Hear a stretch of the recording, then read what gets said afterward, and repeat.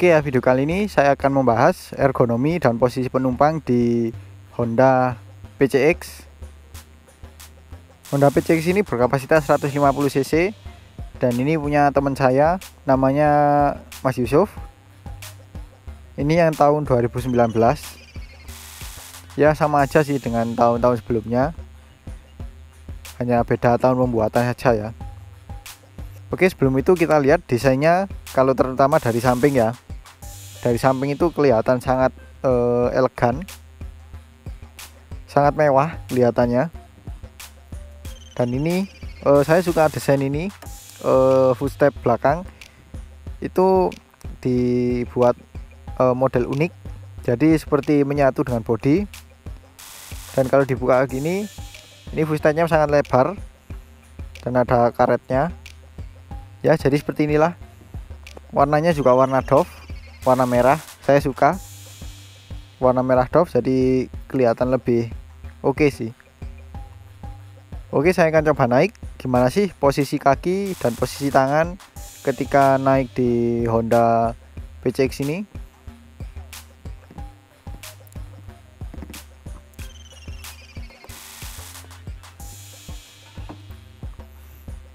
Nah, seperti ini posisi kakinya.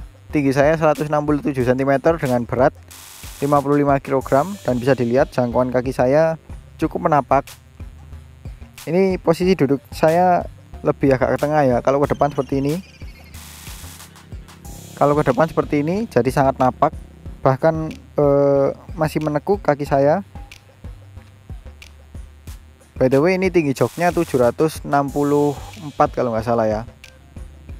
Coba saya akan duduk di paling belakang, paling mentok. Bagaimana? Nah, kalau paling mentok saya jinjit, karena semakin ke belakang itu joknya semakin lebar, jadi sedikit lebih mengangkang ya daripada kalau kita ke depan. Terus kemudian untuk joknya ini memang kelihatan tebal. Kalau di tengah-tengah seperti ini kelihatannya empuk ya, tapi kalau diduduki itu ya keras. Untuk sebuah motor matic ini keras. Mungkin sudah menjadi karakteristik dari Honda ya, joknya memang keras. Karena mungkin dari Honda mengejar durability ya, atau tahan lama. Kemudian untuk jangkauan tangan seperti ini. Ini stangnya bisa dibilang sih nggak terlalu lebar, masih cukup oke daripada Honda DV 150. Dan jarak ke rider ini cukup dekat, jadi masih menekuk lengan saya, jadi masih cukup nyaman. Meskipun paling mundur pun juga masih cukup nyaman, nggak terlalu jauh. Dan stangnya ini nggak terlalu tinggi seperti di Honda DV 150. Ini sedikit lebih rendah dan lebih menekuk ke dalam. Kemudian untuk posisi kaki ketika naik ke footstep seperti ini. Nah, ini untuk posisi pijakan di bawah ini cukup panjang, jadi bisa berpindah-pindah seperti ini. Untuk kedepannya seperti ini. Nah, untuk tinggi saya 167 cm bisa selonjor dengan enak. Cuman sayangnya untuk pijakan depan itu kurang luas ya, soalnya di ujung kaki itu masih terhalang sama bodi di bagian sini. Di sini terhalang, jadi kaki saya tidak bisa lurus, jadi sedikit lebih keluar gini. Nah, seperti ini. Tapi ya masih cukup nyaman lah. Kemudian bicara suspensi,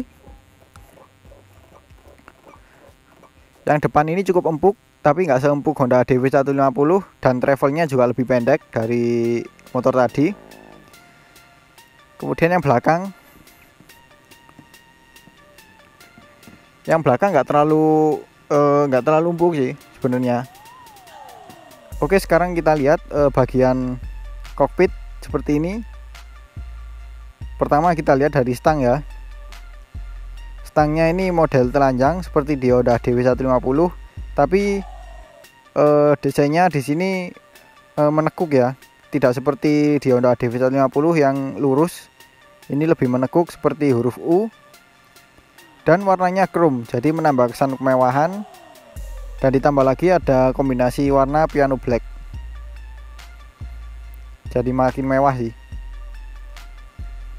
Kemudian untuk spionnya ini juga spion, mungkin ini spion khusus untuk Honda PCX ya, karena di Honda ADV juga berbeda.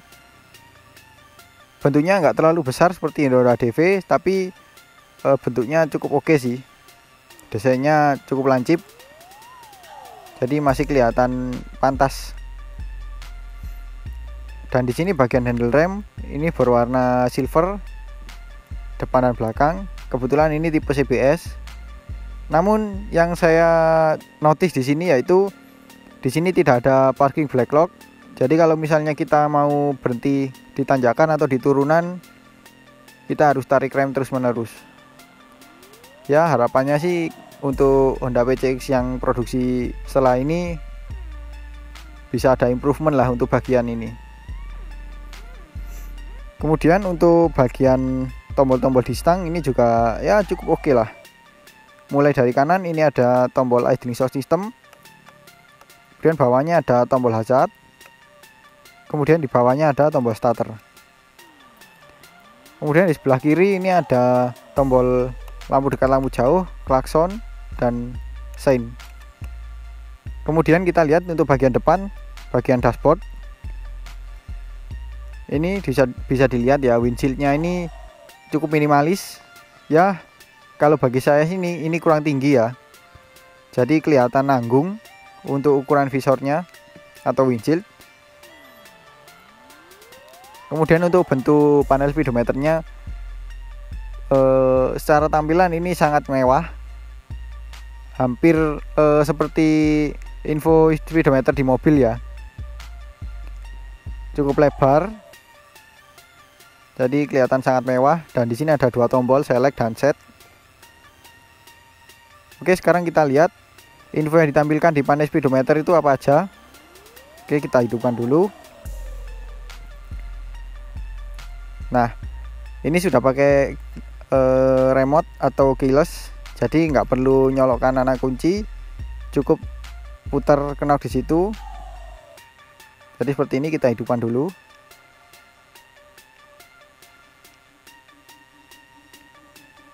Nah, kemudian kita tekan di sini. Nah, itu menyala biru dan kita putar. Nah, ini di sini ada 3 bagian. Bagian tengah itu info full panel digital, dan bagian kanan kiri ada beberapa indikator. Oke, kita lihat dulu untuk indikator sebelah kiri.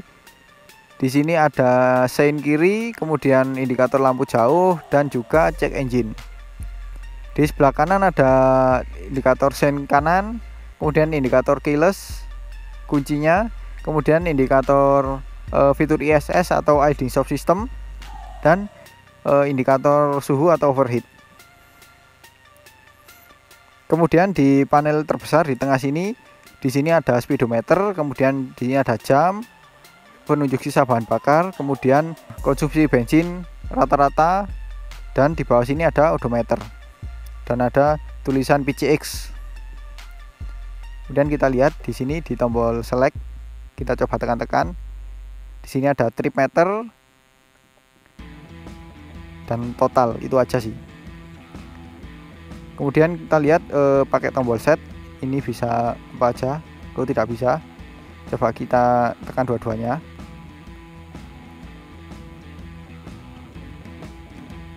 Oh, kalau kita tekan dua-duanya itu ada setting jam, kemudian ada kecerahan, tingkat kecerahan,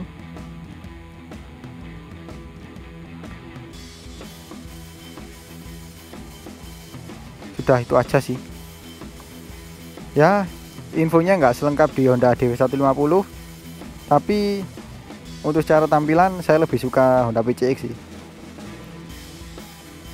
Oke, sekarang kita lihat kepraktisan di motor ini itu ada apa aja.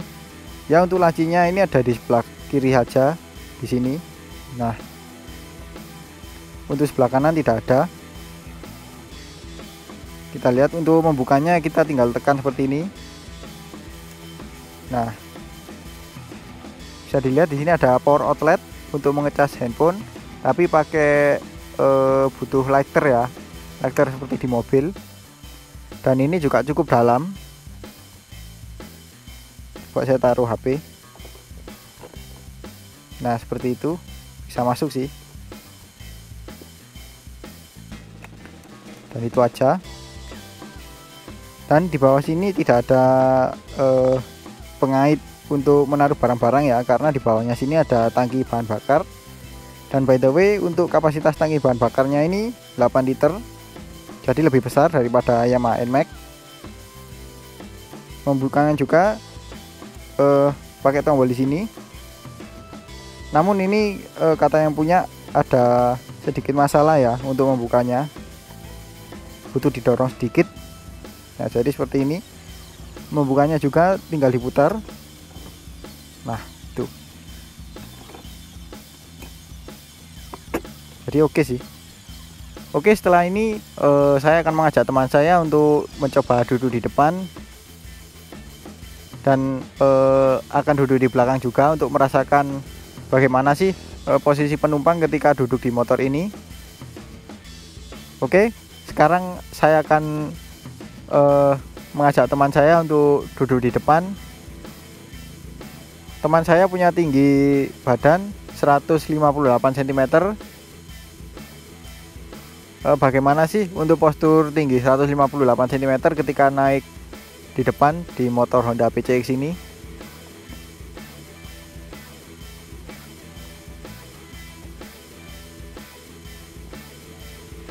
Nah, seperti ini ya, bisa dilihat. Untuk jangkauan kakinya masih cukup enak, jinjit normal ya. Kemudian untuk berat motornya sendiri bagaimana? Jadi cuma kelihatannya aja ya besar ya, tapi bobotnya enteng. Nah, jadi seperti ini. Kemudian untuk posisi tangannya juga seperti ini, bisa dilihat lengannya masih cukup menekuk, jadi jangkauannya nggak terlalu jauh ya. Terus kemudian untuk joknya gimana, Mbak? Kelihatannya tebal ya, tapi keras. Licin apa enggak? Untuk lebar joknya sendiri mengganggu kaki enggak untuk menjangkau ke tanah?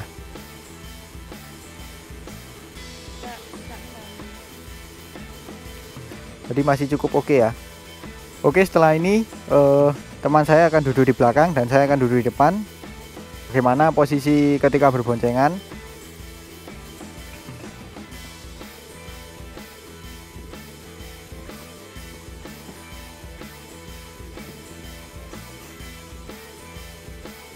Nah, jadi seperti ini ya posisi penumpang ketika duduk di Honda PCX 150.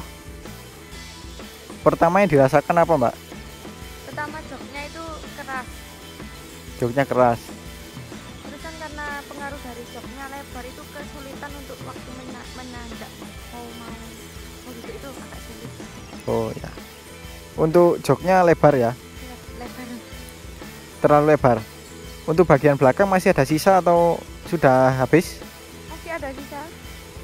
Sekitar 1 kilo. 20 sentian ya. 20 cm. Untuk footstepnya gimana? Untuk posisi pijakan kaki? Lumayan nyaman sih, karena agak lebar daripada yang lainnya kan agak. Oke. Kemudian untuk bicara suspensi, suspensinya gimana ketika tadi kita pakai putar-mutar? Kalau menurut saya sih suspensinya kurang nyaman ya mas. Soalnya tadi waktu ada lubang atau lagi ada gerondalan itu sangat kerasa banget dan itu buat nggak nyaman. Oh ya. Jadi harusnya suspensinya lebih baik ya. Terus untuk jarak ke pengendara gimana? Terlalu jauh apa cukup dekat? Cukup jauh sih menurut saya. Kalau dekat-dekat itu nggak enak jaraknya. Maksudnya posisi duduknya itu juga agak nggak enak kalau terlalu dekat. Enaknya kalau jarak sedang segini mungkin terasa lebih nyaman.